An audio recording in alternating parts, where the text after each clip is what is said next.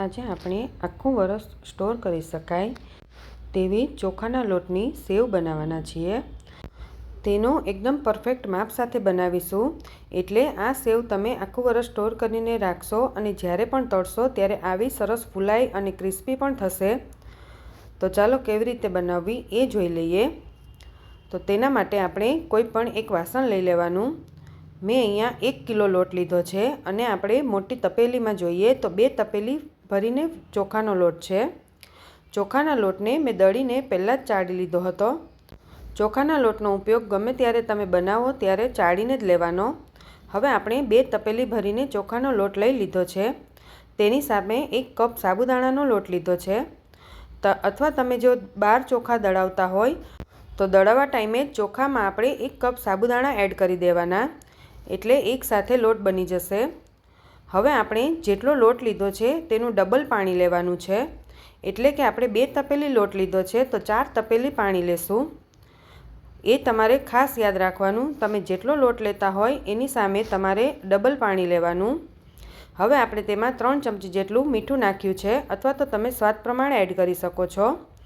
1 ચમચી જેટલી હિંગ, 2 ચમચી જેટલા લીલા મરચાં એડ કર્યા છે। મરચાં તીખા લીધા છે। તીખી તમારે સેવ જેટલી બનાવવી હોય એ પ્રમાણે તમે મરચું એડ કરી શકો છો। 1 ચમચી જીરું અને 1 ચમચી અજમો, એ બંનેને મેં અધકચરા ખાંડી લીધા હતા। 2 ચમચી જેટલા તલ અને 1 ચમચી જેટલું તેલ એડ કરી દેવાનું। હવે આ પાણીને આપણે એકદમ ઉકળવા દેવાનું છે। લગભગ તમે 10 થી 12 મિનિટ તેને ઉકળવા દેશો એટલે આવું એકદમ સરસ ઉકળી જશે। પાણીને ઉકાળવું ખૂબ જ જરૂરી છે। પછી આપણે તેમાં પાપડ ખાર એડ કરવાનો છે। પાપડ ખારને આપણે જે નાની ઘરની જે સ્પૂન આવે એ જ લીધી છે અને 3 ચમચી જેટલો પાપડ ખાર એડ કર્યો છે। પાપડ ખાર એડ કરવાથી સેવ આપણી એકદમ સરસ સોફ્ટ બનશે અને ફૂલાશે। હવે પાપડ ખાર એડ કર્યા પછી પાછું તેને આપણે 5 થી 7 મિનિટ પાણીને ઉકળવા દેવાનું।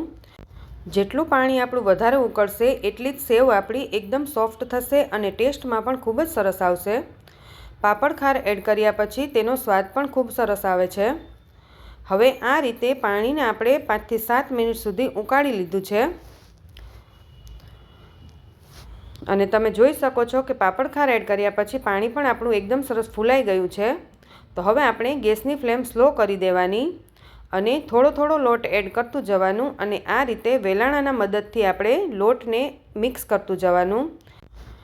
આ ખીચું બનાવવા ટાઈમે ચમચાનો ઉપયોગ નહીં કરવાનો, આ રીતે વેલણાનો જ ઉપયોગ કરવાનો, એટલે ખીચું એકદમ સરસ મિક્સ થશે અને તેમાં ગાંઠા પણ નહીં પડે।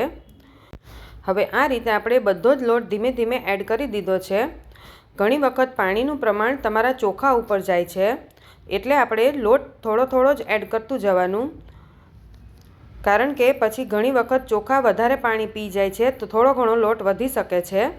હવે આ રીતે અત્યારે આપણે બધો જ લોટ એડ કરી દીધો અને ખીચું આપણું તૈયાર થઈ ગયું છે। તમે જોઈ શકો છો કે એકદમ સોફ્ટ ખીચું તૈયાર થઈ ગયું। હવે આપણે તેને આ રીતે સ્ટીમ કરી લઈએ। કોઈપણ કાણાવાળા વાસણ ઉપર થોડું થોડું ખીચું મૂકતું જવાનું અને તેને 5 થી 7 મિનિટ સ્ટીમ કરી લેવાનું। સેવ બનાવવામાં જો તમે ખીચું સ્ટીમ ન કરો તો પણ ચાલે, પણ જો સ્ટીમ કરેલું ખીચું હોય તો એકદમ સોફ્ટ સેવ બને છે। હવે આપણે તેને કોઈપણ વાસણમાં લઈ લઈએ અને થોડું એવું તેલ, 1 ચમચી જેટલું તેલ એડ કરવાનું અને આ રીતે તેલ એડ કરીને અત્યારે ખીચું ગરમ છે એટલે હું આ રીતે ગ્લાસ લઉં છું, પણ જો તમે કોઈ પણ પ્લાસ્ટિકમાં નાખીને પણ તેને મસળી શકો છો। આ રીતે 2 થી 3 મિનિટ આપણે લોટને એકદમ સરસ મસળી લેવાનો, જેથી કોઈ પણ ગાંઠા હોય તો બધું મિક્સ થઈ જશે અને ગાંઠા બધા તૂટી જશે અને લોટ પણ એકદમ સોફ્ટ થઈ જશે। પછી આપણે હાથમાં થોડું આ રીતે લઈને મસળી લેવાનું। પછી તમારે જે પ્રકારની સેવ પાડવી હોય એ રીતે તમે સંચામાં એડ કરી દેવાનું। સેવ પાડવાના સંચાને આપણે તેલથી ગ્રીસ કરી લેવાનું, જેથી લોટ આપણો ચોંટે નહીં અને આ રીતે તમે પરફેક્ટ માપ સાથે બનાવશો એટલે સેવ એકદમ સરસ સોફ્ટ બનશે અને લોટ આપણો સંચામાં ચોંટશે પણ નહીં। હવે આપણે કોઈ પણ પ્લાસ્ટિકમાં સેવ પાડી લઈએ। આ રીતે સેવ એકદમ સ્મૂથલી પડી જશે અને ઝડપથી પણ બની જશે। પછી આપણે આ સેવને 2 થી 3 દિવસ માટે સૂકવી દેવાની। જો તમે ઘરમાં સૂકવતા હોય તો 2 થી 3 દિવસ થશે અને જો તમે તડકામાં સૂકવતા હોય તો 2 દિવસમાં જ સરસ સુકાઈ જશે. તો સેવ આપણી સુકાઈ ગઈ છે અને તમે જોઈ શકો છો કે ઇઝીલી તૂટી જાય છે, એટલે સેવ આપણી એકદમ પરફેક્ટ સુકાઈ ગઈ છે. હવે આપણે તેને તળી લઈએ અને તેના માટે તેલને પણ ફૂલ ગરમ થવા દેવાનું. તમે જોઈ શકો છો કે સેવ આપણી એકદમ સરસ ફૂલાઈ ગઈ છે. તો આ રીતે આપણે પરફેક્ટ માપ સાથે બનાવીશું તો સેવ આપણી એકદમ સરસ ફૂલાઈ જશે અને એકદમ વ્હાઈટ પણ થશે. આ સેવને તમે બાળકોને લંચ બોક્સમાં પણ આપી શકો છો અને આ સેવ 1 વર્ષ સુધી ખરાબ પણ નથી થતી.